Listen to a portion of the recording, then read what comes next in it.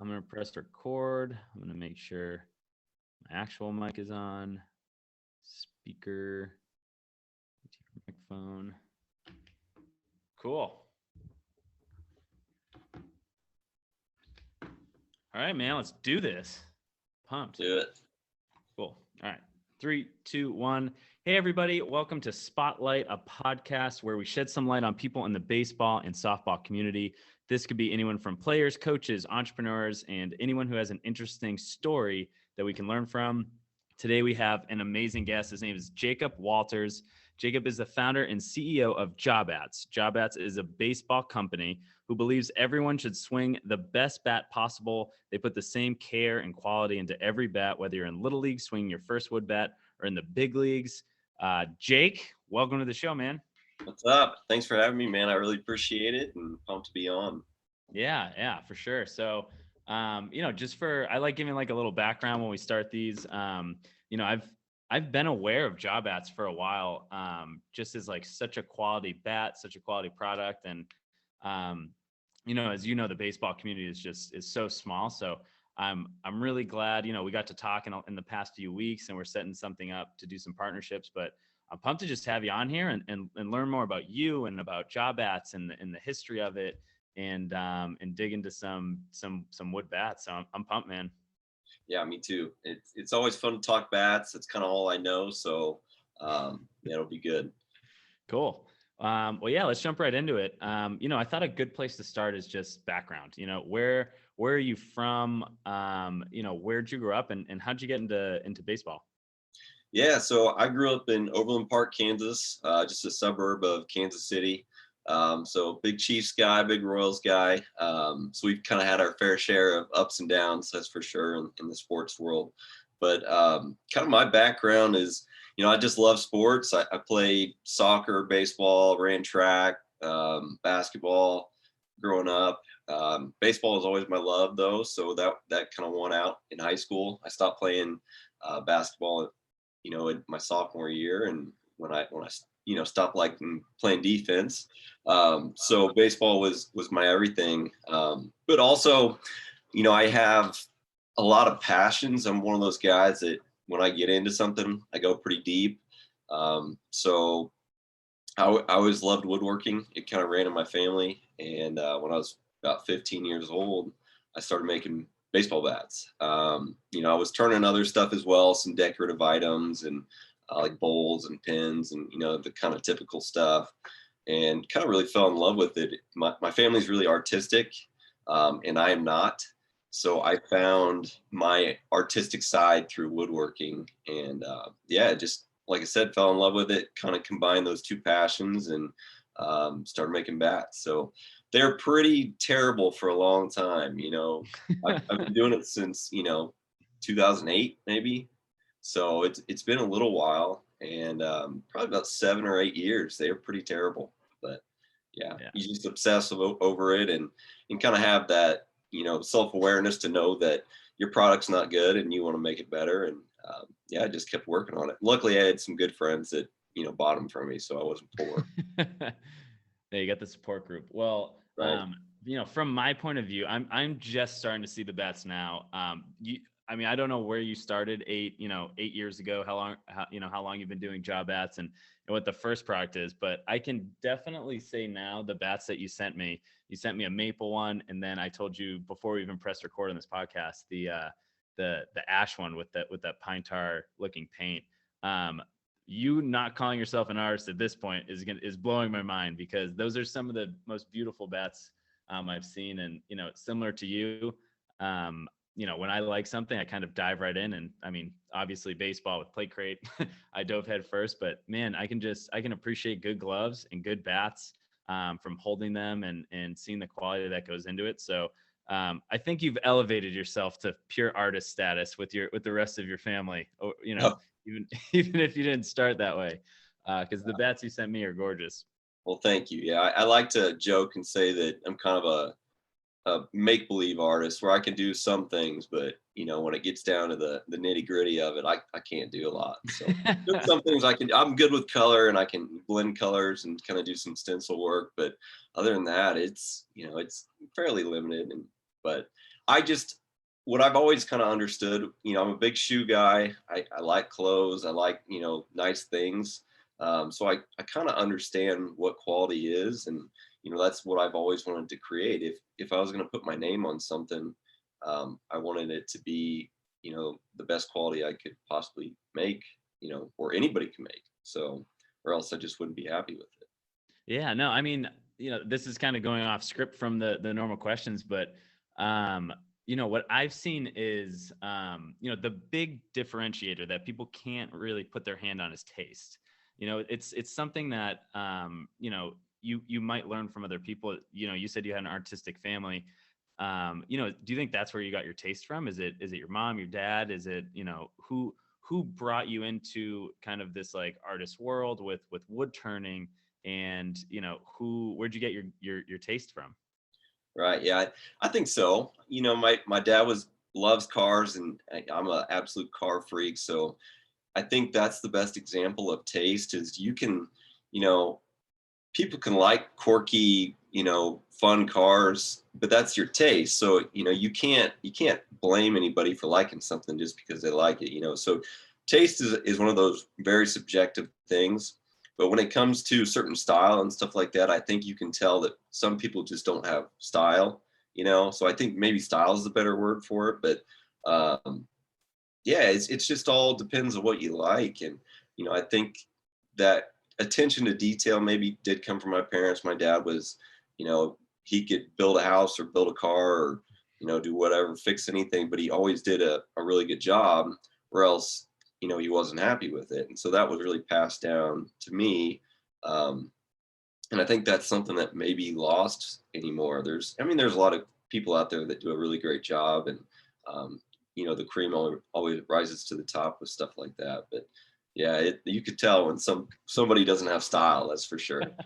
Yeah, it's glaring, especially there's so many cool brands and so many different ways to find artists you like and find style that you like, and even if you're replicating that to make it into your own, it's never been easier. So when I see something that's just like glaringly awful, I'm like, oh, why? It's like really kind of it hits me a little bit differently. But I think like maybe something that's going to be fun is us just learning job at, right? Job at, I'm sure is, in a completely different place. Obviously than you started. You said 8 years ago. Wood turning in, probably in your house. I mean, what was that first year like? Like what were orders like? Where were you at personally as was it a hobby? What is a business? And take us through that first year. What was it like starting job ads? Yeah, so from 2008 till 2011, it was just a hobby. It was just making bats for my friends and for myself. And then in 2012, going into my sophomore year of college, that's when I turned it into a business. So that's when, I had a really talented graphic design, really smart techie kid that I played with at Neosho. And he built me a website that was really good. And, we just started getting orders through Twitter and that website, and doing a lot of giveaways through Twitter. You know how it was back in the day, when kind of before Instagram. And Yeah.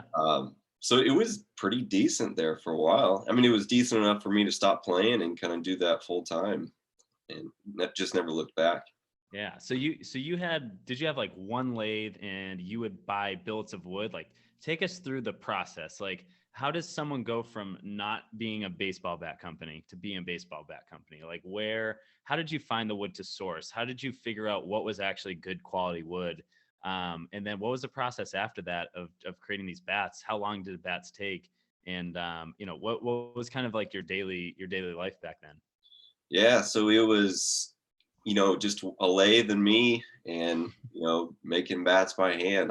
I made bats by hand for over 10 years before I bought a CNC lathe, computerized lathe.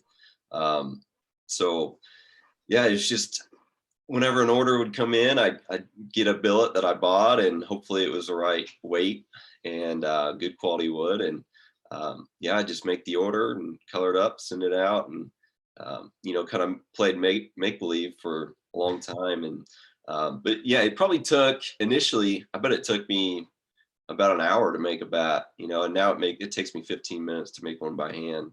Mhm. Um, but it's still my favorite thing to do is make bats by hand, or if I get a kid that messages me and says he wants his bat to feel a certain way, it's my favorite thing to kind of create a custom model for him. So Yeah, that's awesome. I feel like that's something you can only kind of learn from not only playing baseball and knowing why you like certain elements of a bat. Like I always like 243 type models. I like top heavy. I like all the weight in the barrel, but I also liked, skinny little handle. So there were some different models I tested out throughout the years. Based on honestly kind of what I was working on with my swing. And at this point, I don't know how many models I've tested, but that's definitely part of the fun, like the granularity of baseball bats and how far you can go into them. So maybe let's talk about that. I think I got a tour of some baseball bat companies before, and they showed me how they graded the wood. They graded the billets. So maybe talk to us a little bit about wood. What's the difference between maple and ash and birch? Are there any other types of woods that people use? And what are the qualities of each, and what are the components of a really great baseball bat? yeah, so one thing, me being only 27, I'm still trying to learn, every day, and especially learn a lot about wood and stuff like that. But I feel like I have a fairly good understanding of the quality of wood and what makes each one stand out and different. So I've only really used maple and ash. I've used birch just a few times, and ash is that super hard, super strong, light wood that I just love to hit with ash. It's just got all the pop and the flex, and but when you have a wood like that, it's an open pore grain, so it tends to, the grains tend to break down and kind of pop and splinter on you. So that's the problem with ash these days is, why a lot of kids don't want to swing it is they feel like it doesn't last too long. And there is a beetle that is taking out all the ash trees. It's infecting all the ash trees and just destroying them. They've been saying that possibly the ash species may be extinct in the near future. It's really unfortunate, and just guys aren't swinging as much anymore. And then you got the wonderful maple, which is a closed grain structural wood. It's very dense, very hard, very stiff and rigid. Maple doesn't like to be light like ash, so it is difficult to get the bigger barrel models at drop 3 with maple. But it's very durable and tons of pop, just like ash. So it's obviously the most popular wood out there. And then you have birch, which is kind of that new kid on the block. Grain structure is kind of like maple, a little bit longer grain structure, but closed grain, flexible, like ash. So guys kind of say you kind of have to break it in, which is strange for wood. Mhm. So it gets kind of harder as you swing it. But birch, from what I understand, doesn't grow as abundantly as maple, nor as straight. So you tend to get some birch that's not great. So it's pretty hit or miss. And that's kind of the most I know about the 3 species that are most popular. There's other woods, of course, like I don't know if people have heard of European beech. That's a very soft, very flexible wood. I don't care for it. I've heard, pro guys describe it as swinging a wet towel and trying to hit a baseball with it. So, I don't know too much about that, but so that's all I'll say with it. But yeah, MLB loves it because they can get dense pieces of wood out of it. But yeah, we'll see. I've never really see it stick. Yeah, cool, man. I mean, at this point, I've swung it all. I've tested everything. I used to love just like the look and the feel of a nice ash bat. It did have like that lighter feel, especially since I like top heavier models. And I would do everything to make that bat hard. I would take it into the bathroom and I would rub it. I would bone it on the back of like a toilet seat, and I'd push the grains in with like a little nail, like all these hacks from the my hitting coaches that used to hit in like the 80s and 90s.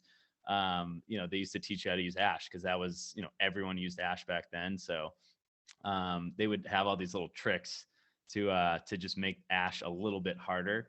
And then obviously I swung maple a ton of different times. It felt great. and then Birch. I swung Birch for a long time when I played indie ball for a little bit, and you could notice like my BP bat that just got worn out.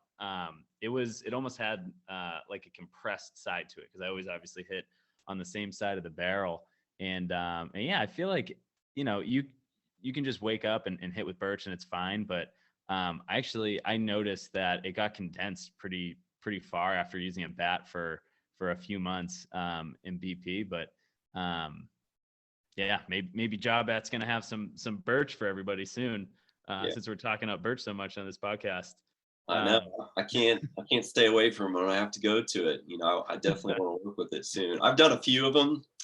There's a video on my Instagram highlights performance tab, and a buddy of mine who played for Carolina Mudcats, he's in the Brewers organization, and I sent him an Birch bat, and he absolutely destroys his ball. But then it broke like 2 at bats later. So yeah, that happens.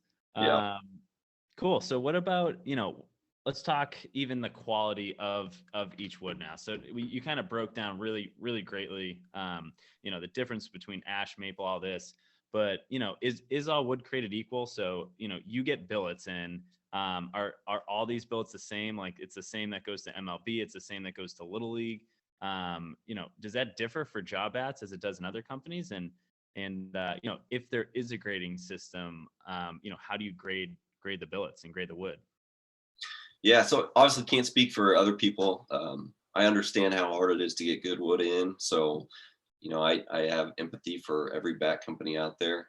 So in terms of ash is great because you just know what you get by looking at it. It's, you got the wide grains, you got straight grains, you got a really good piece of ash.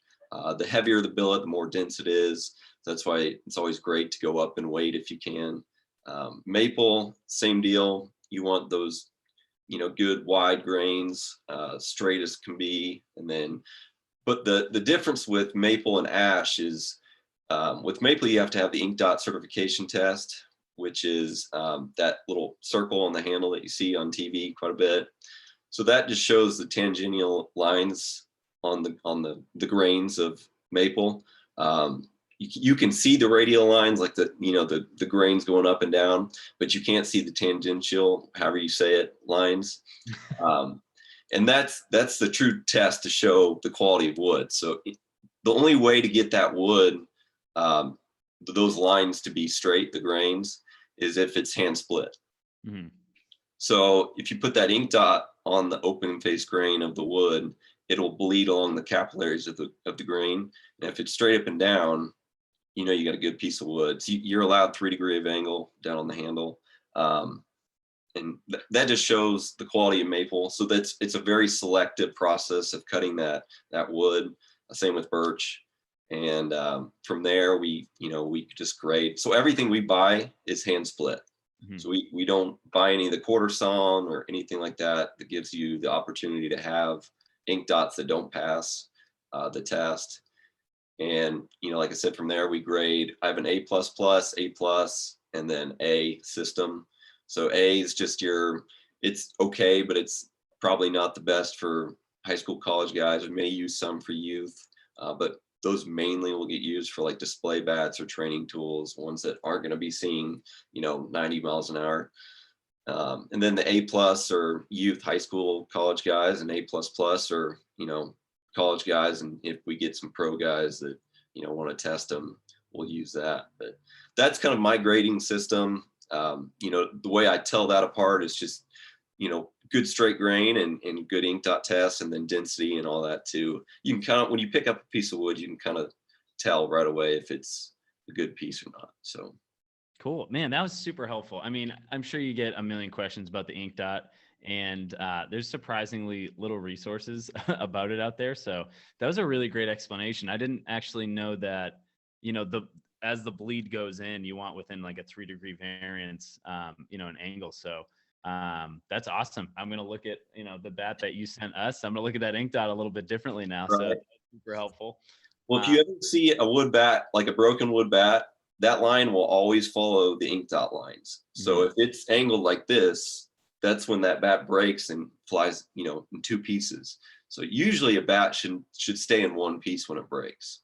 But sometimes you take 99 off the end and explode your bat. So If you're taking 99 off the end of your bat, you're probably in a place where you can grab a couple more bats right. if your competition is chucking 99. So that's a good problem to have, and Yeah. they can always go to jobbats.com to get more.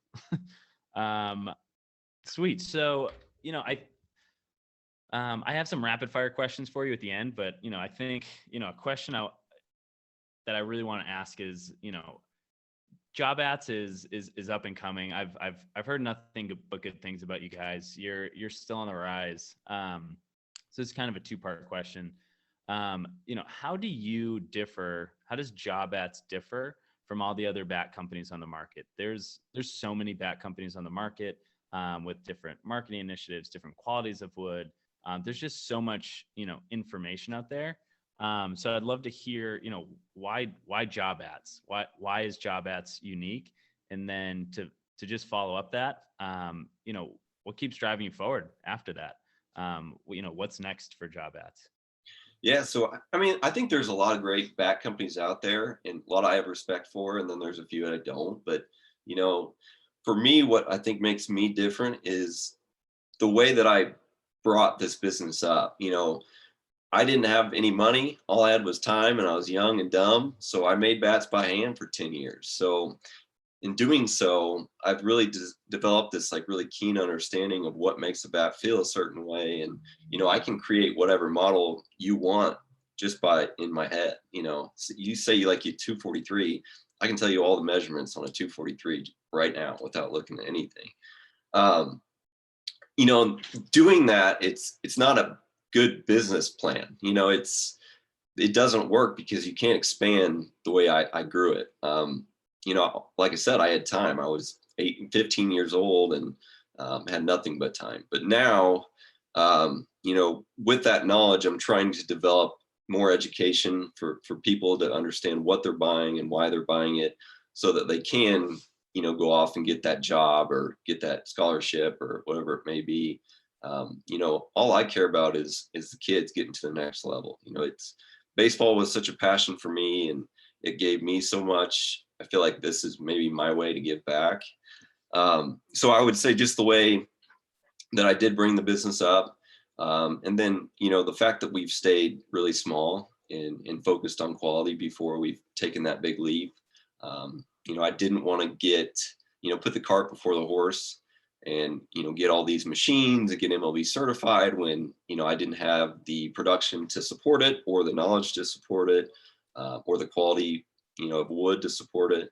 And so slowly growing that, it's kind of really built this really strong foundation and made us able to really take care of everybody. So, that's my goal, is to make sure everybody's really confident in their purchase and they're getting exceptional bat that'll help them get to the next level.